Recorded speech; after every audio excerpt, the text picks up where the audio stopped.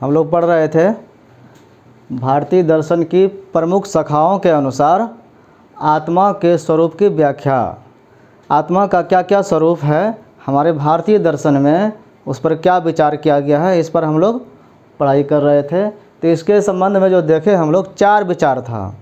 4 मुख्य विचार क्या क्या था। पहला था भौतिकवादी विचार, जिसको देहात्मवादी विचार भी कहते हैं, materialistic view of the soul.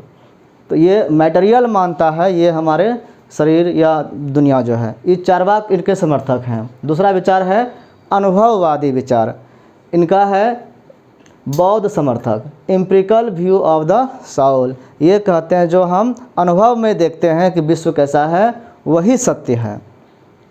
तीसरा है वस्तुवादी विचार, ये इसको कहते हैं realistic view of the soul. ये वस्तुवादी विचार है, इनके समर्थक न्याय वैशेषिक हैं और मीमांसक हैं। मीमांसक में प्रभाकर और भट्ट 2 अलग अलग मीमांसक हैं। तो आज अभी हम लोग इसको देखेंगे। न्याय वैशेषिक का क्या कहना है। ये कहते हैं कि आत्मा एक अचेतन द्रव्य है।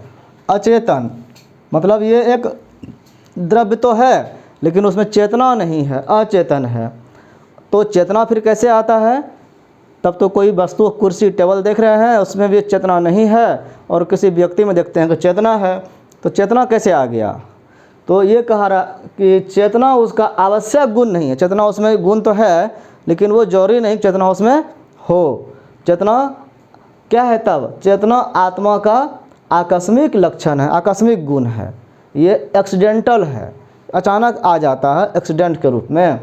तो ये आकस्मिक गुण चेतना है। इनको समझाने के लिए कहा गया है कि जिस तरह से हम लोग देखते हैं कि मेहंदी जो है कैसा होता है, कलर हरा होता है, लेकिन उसको लगाने के बाद लाल उसमें कहाँ से आ जाता है, वो अचानक गुण आ जाता है ना। हम लोग पान खाते हैं तो पान के साथ कई जितना भी मटेरियल मिलाते हैं कोई भी लाल रंग का नहीं होता है, लेकिन मुंह में डालने के बाद उसका कलर लाल हो जाता है। तो वो गुण जिस तरह से आकस्मिक है, अचानक आ जाता है, उसी तरह से आत्मा का गुण भी आकस्मिक है। यही कहा गया। आत्मा का संपर्क मन से होता है। सबसे पहले आत्मा कैसे संपर्क करता है, तो आत्मा का संपर्क मन से होता है, और मन उसका संपर्क करता है इंद्रियों से। अपने शरीर में जिस शरीर का मन है उसका जो इंद्रियों है उससे वो संपर्क करता है, इंद्रियों को फिर वो एक्टिव करता है। इंद्रियों का जब इंद्रियां एक्टिव हो जाती है तो उसका संपर्क बाह्य पदार्थों से होता है। जैसे हमारा मन हुआ कि कुछ देखना है, तो देखने के लिए आत्मा का संपर्क मन से हुआ, और मन ने कहा कि इंद्रियों से, देखने वाला इंद्रिय कौन है, आँख। तो आँख को कहा, आँख खुल गया। आँख जैसे खोले तो बाहर में जो पदार्थ है उससे हमारे इंद्रियों का संपर्क हुआ, और फिर तब हम उसको देख पाते हैं। तब इसमें चेतना का गुण उत्पन्न होता है। तो कोई भी जो चेतना आती है वो चेतना आकस्मिक होता है, लेकिन आकस्मिक होने में भी उसका क्रम है कि कैसे आत्मा से चेतना तक का गुण आता है। आत्मा को शरीर से छुटकारा मिलने पर वह अचेतन हो जाती है। आत्मा अगर इस शरीर का सहारा नहीं रहे, आत्मा कब चेतना गुण आया, जब ये मन, इंद्रियां और वस्तु से संपर्क हुआ। मन इंद्रिय नहीं रहेगा। मन इंद्रिय किसका है भाग, इंद्रिय तो शरीर का ना भाग है। अगर शरीर नहीं रहेगा तो आत्मा में फिर ये चेतना का गुण नहीं होगा। यही कहा गया कि आत्मा को जब शरीर से छुटकारा मिल जाता है, शरीर से अलग हो जाता है, तो वो फिर अचेतन हो जाता है। मतलब क्या हुआ, आत्मा अचेतन है। वो चेतन कब होता है, जब शरीर में आता है। शरीर में आने के बाद वो चेतनता वाला उसमें गुण आ जाता है। इनके अनुसार कहा गया कि चेतना जो होता, चेतना वाला जो आत्मा जो है वो 2 प्रकार के होते हैं। तो चेतन तो शरीर में आने के बाद हुआ, लेकिन वो आत्मा होते कितने प्रकार के हैं। तो एक होता है जीवात्मा, एक होता है परमात्मा। जीवात्मा हो गया ये छोटे लेवल का, और परमात्मा हो गया जो सबसे बड़े होंगे। वो क्या है, जीवात्मा सभी मनुष्यों एवं जीवों में रहती है। जितना भी दुनिया में जीव है उस सब में आत्मा है। तो जितना जीव है उतना आत्मा है। इसका मतलब आत्मा की संख्या ज़्यादा है ना। तो जीवात्मा जो है, जीव का आत्मा, वो जीवों में रहता है। और ये क्या है, इस सापेक्ष है, एक दूसरे से इसका तुलना किया जा सकता है। और ये संख्या में अनेक है और ससीम है। मतलब ससीम का मतलब इसकी सीमा है, सीमा के साथ, सा मतलब उसके साथ। तो उसकी सीमा है कि इतना बड़ा होगा, उसमें वो असीमित गुण नहीं है, ससीम है। और यह जो होता है आत्मा, ये जैसा अपने ज़िंदगी में कर्म करता है, कर्म फल को वो भोगता है। कर्म फल को भोगने वाला ये होता है। कर्म फल में सुख भी होता है, दुख भी होता है, और ये ज्ञाता भी माना जाता है कि जीवात्मा, ये सब जानकारी उसको होता है। अब परमात्मा क्या है, तो बोला गया कि यह जो है एक है। जिस तरह से ये अनेक है, ये संख्या में एक ही है परमात्मा। और वो कैसा है, निरपेक्ष, इसका किसी के साथ तुलना नहीं किया जा सकता है। और ये असीम है, इनकी सीमा नहीं है, कितना विशाल है, कितना पावरफुल है ये। एवं नित्य है, ये हमेशा रहने वाला है। और यह कर्म फल के अनुकूल आत्मा के पुनर्जन्म की व्यवस्था करता है। कर्म फल भोगने वाला जो जीवात्मा है, ये कब और कैसे फल भोगेगा, इसका जो सिस्टम का व्यवस्था करने वाला है वो परमात्मा है। अब ये तो न्याय वैशेषिक कह रहे हैं। प्रभाकर जो मीमांसक हैं, उनका कहना है कि अज्ञान ही आत्मा है। इनके बात को मानते हैं, लेकिन पूरी तरह से नहीं मानते। ये मान रहे हैं कि आत्मा क्या है, वो अज्ञान है। ये अचेतन द्रव्य माने, ये मानते हैं कि अज्ञान के कारण अज्ञान वाला गुण आत्मा में है। आत्मा जो है चेतना प्रवाह के पूर्णतया विपरीत है। बौद्ध ने जो जिस तरह से कहा कि आत्मा जो है एक प्रवाह के रूप में चलते रहता है, तो उनके उल्टा है। ये अज्ञान को मान रहे हैं कि उसमें अज्ञान के कारण, बौद्ध क्या मानते हैं कि दुख का कारण अज्ञान है, और यहाँ अज्ञान को आत्मा मान रहे हैं। और आत्मा आनंद युक्त है, आत्मा में आनंद भरा हुआ है। और गहरी निद्रा में बुद्धि अज्ञान में लीन हो जाती है, और इस आनंदमय जो आत्मा है वो अज्ञान है। और अज्ञान में आत्मा जाने के लिए बार बार प्रयास करता है। इसीलिए गहरी निद्रा में सोने के लिए आदमी प्रयास करता है जीव। और जब सोता है तो सो करके किस अवस्था में चल जाता है, अज्ञान वाली अवस्था में चल जाता है। आत्मा अपने अवस्था में लीन हो जाता है। बुद्धि जो होता है इसका, वो शांत हो जाता है। और किस में लीन हो जाता है, अज्ञान में। और अज्ञान में जो जाने के कारण उसको किसी चीज़ का होश नहीं रहता है, कोई ज्ञान नहीं रहता है। इसीलिए नींद में वो कुछ भी बोल देता है, कुछ भी बोला हुआ उसको याद नहीं रहता है। कुछ पूछोगे तो लगता है कि हमको कुछ पता नहीं है। तभी वो ये वाक्य भी निकलता है कभी कभी कि मैं अज्ञानी हूँ, मैं कुछ नहीं जानता हूँ, हमको मत पूछो, ऐसा बात बोलते हैं ना। तो ये सोच करके प्रभाकर कहते हैं कि अज्ञानी हूँ वो आत्मा जो अज्ञान में लीन है, इसीलिए वो ये बोल रहा है। तो इसका मतलब आत्मा का यही गुण है, मैं ज्ञान शून्य हूँ, मतलब मुझे में ज्ञान कुछ नहीं है, मैं अज्ञानी हूँ। तो ये प्रभाकर का कहना, आनंद का जो गुण रूप है वो अज्ञान वाला है। भट्ट मीमांसक कहते हैं कि चेतना मिश्रित अज्ञान ही आत्मा है। अज्ञान तो आत्मा है ही है, लेकिन थोड़ा थोड़ा उसमें चेतना भी मिला हुआ है। सिर्फ ऐसा नहीं कि कुछ अज्ञान है, कुछ कुछ होश भी रहता है। गहरी नींद में चेतना और अचेतना, ठीक है, कि कुछ चेतनता भी रहता है, दोनों विद्यमान रहते हैं। इसलिए नींद खुलने पर कहते हैं मैं अपने को नहीं जानता। ये बात जो बोल रहे हैं, तो बोलने वाला तो ये तो इतना तो ज्ञान है ना उसको कि हम नहीं जानते अपने को। तो ये ज्ञान और अज्ञान दोनों की अवस्था है, चेतना और अचेतना दोनों की मिश्रित अवस्था है। अतः अज्ञान आत्मा का प्रमुख लक्षण है, और इसकी चेतना हमें रहती है कि हमारा लक्षण अज्ञान है। आत्मा के स्वरूप के बारे में चौथा विचार है आदर्शवादी विचार। आदर्शवादी विचार को क्या बोलते हैं, idealistic view of the soul. Idealistic view है, आइडियल है ये क्या है। इनके जो समर्थक हैं सांख्य योग हैं, और शंकर के वेदांत और रामानुज के वेदांत हैं।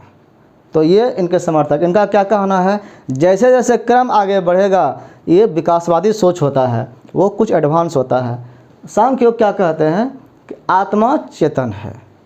इनका मानना है कि आत्मा में चेतनता होता है, इसलिए चेतन होता है आत्मा, जिसमें किसी प्रकार का परिवर्तन नहीं होता, वो बदलता नहीं है। चेतनता तो होता है और वो अपरिवर्तनशील होता है, बदलने वाला नहीं होता है। यह अनादि है। अनादि मतलब अनआदि, अन और आदि। आदि का अर्थ क्या होता है, आदि मतलब होता है, दो शब्द होता है, आदि और अंत। आदि मतलब होता है शुरू, अंत मतलब हो गया जहाँ पर लास्ट करेगा, ख़त्म या समाप्त। तो कह रहा है कि ये जो आत्मा होते हैं चेतन है और यह अनादि है, जिसका आदि अंत नहीं है, जिसका शुरुआत नहीं है, अनादि है ये, मतलब बिगिनिंग लेस है, बिगिनिंग नहीं होता है उसका, और अनंत भी है जिसका अंत नहीं है, एंडलेस है। तो अनादि और अनंत है, मतलब जिसका आदि और अंत नहीं है। ये आत्मा जो है आनंदमय नहीं कही जा सकती, लेकिन इसको आत्मा को आनंद युक्त नहीं माना है। इन्होंने कहा कि आत्मा आनंद से भरा हुआ नहीं है। ये तो सांख्य योग का हुआ। शंकर क्या कहते हैं कि आत्मा अलग नहीं है, आत्मा और ब्रह्म जो है वो एक ही सत्ता का दो नाम है, दोनों एक ही व्यक्ति हैं, लेकिन हमको भ्रम बस ऐसा लगता है कि ब्रह्म कोई है और आत्मा कोई और है, ईश्वर अलग अलग है, दुनिया अलग अलग है, विश्व। तो लेकिन इनका कहना है कि विश्व, ईश्वर, ब्रह्म सब एक ही है। तो ये आत्मा और ब्रह्म दोनों एक ही सत्ता के दो नाम, जिस तरह से एक व्यक्ति के दो नाम से पुकारते हैं तो दो रिश्ता होता है, दो संबंध से दो नाम बुलाते हैं, तो उस तरह से आत्मा और ब्रह्म भी दो तरह के नाम हैं, लेकिन एक ही सत्ता का है ये नाम। दोनों अभिन्न एवं एक ही है दोनों। तब भिन्न क्यों होता है? अज्ञान के कारण भिन्न समझा जाता है, ज्ञान नहीं होने के कारण। और ज्ञान नहीं होता है तो एक माया का आवरण, अज्ञान का आवरण चढ़ा रहता है और इसको भिन्न समझा जाता है कि ये अलग अलग है। ब्रह्म अथवा आत्मा ही एकमात्र वास्तविक सत्ता है। तब वास्तविक सत्ता क्या हो गया? रियल में सत्ता है क्या? तो वो है आत्मा या ब्रह्म एक ही है, तो जो है वही है। यही अनेक जीवों में विविध रूपों में दिखाई पड़ता है। एक ही ब्रह्म, जितने दुनिया में जीव देखते हैं विविध रूप में, सब में एक ही ब्रह्म वास करते हैं, एक ही है, बस भ्रम बस ऐसा लगता है। आत्मा सच्चिदानंद है, इनका कहना है सच्चिदानंद रूप है। इनका जो संधि विच्छेद करते हैं तो क्या क्या सच्चिदानंद में है?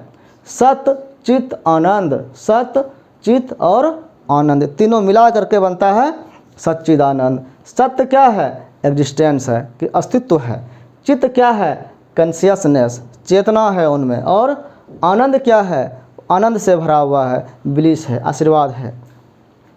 जो सत्ता, चेतना एवं आनंद, सत्ता, चेतना एवं आनंद तीनों से संपूर्ण है, तीनों अपने आप में समेटे हुए हैं, वही है आत्मा, वही है ब्रह्म।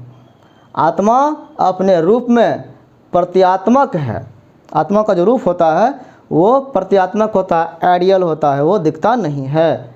जो अनिर्वचनीय है, अनिर्वचनीय का मतलब जैसे निर्वचनीय, निर्वाचन करने योग्य, और मतलब अनिर्वचनीय, जिसको हम निर्वाचन नहीं कर सकते हैं, जिसको हम अच्छा से जान नहीं सकते, जिसकी व्याख्या हम नहीं कर सकते हैं, वो अनिर्वचनीय है। जिसको हम सही तरह से क्या है ये नहीं बता सकते हैं, तो इसकी अवस्था को कहा गया अनिर्वचनीय।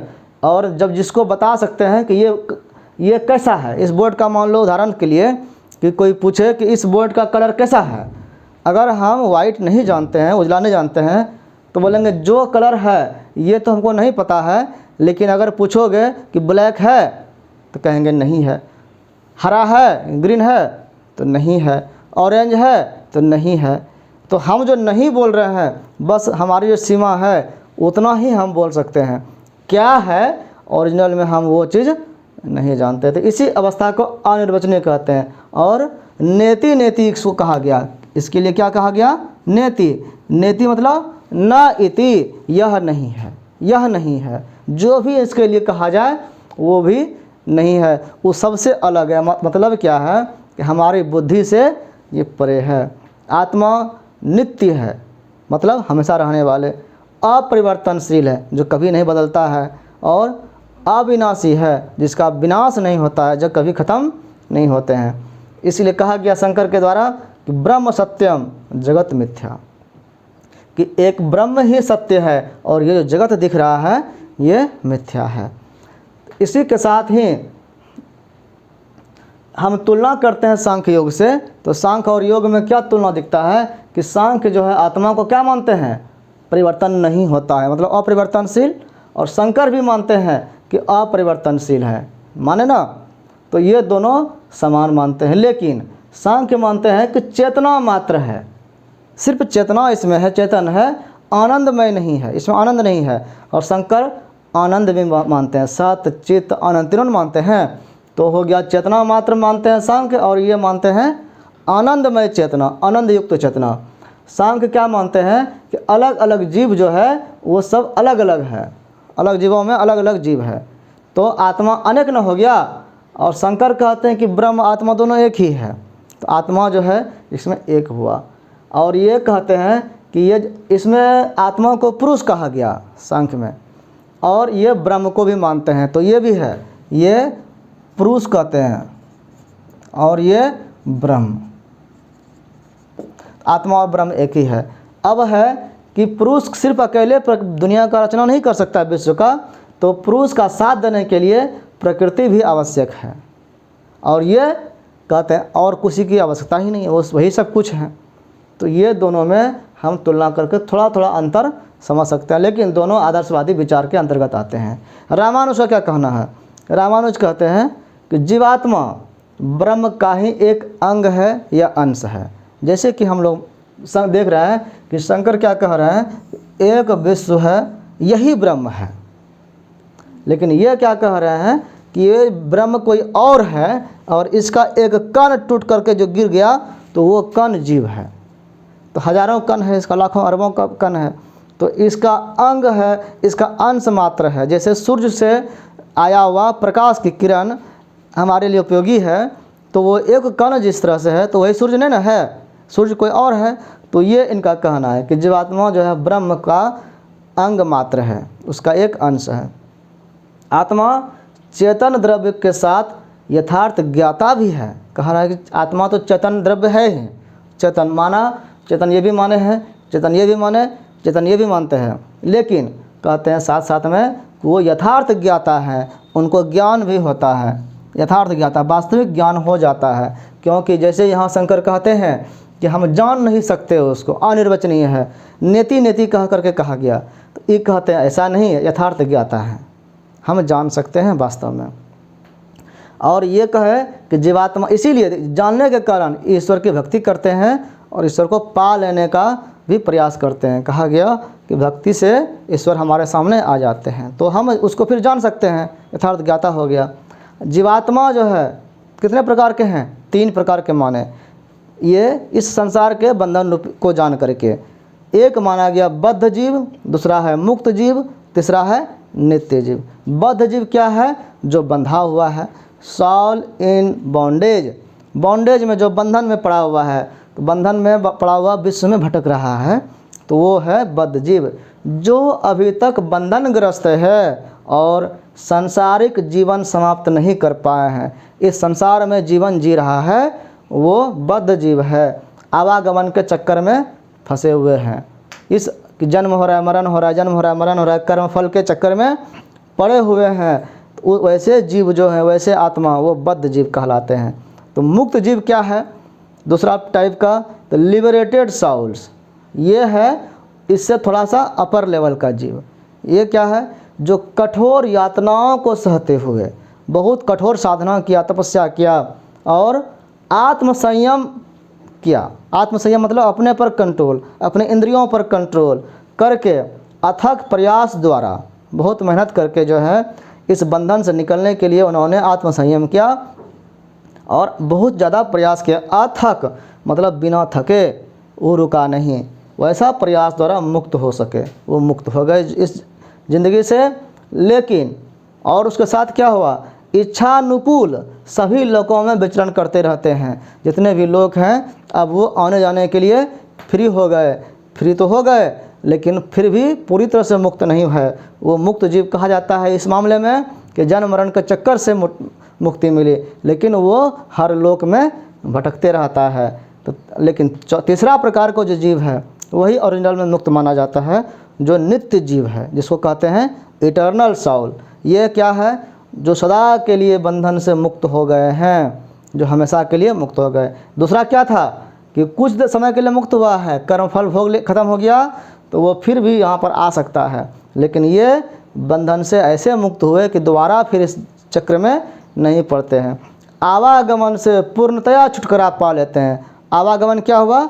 आना और जाना। आवा मतलब आना और गमन मतलब जाना। तो इस दुनिया में आने जाने के चक्र से छुटकारा मिल जाता है पूरी तरह से, और उनका ज्ञान कभी छीन नहीं होता। और जो ज्ञान भक्ति पाया है वो छीन नहीं होता, कभी क्षरण नहीं होता, कभी नाश नहीं होता। वो ईश्वर में, ये कण जो है वो ईश्वर में पहुंच जाता है, समा जाता है।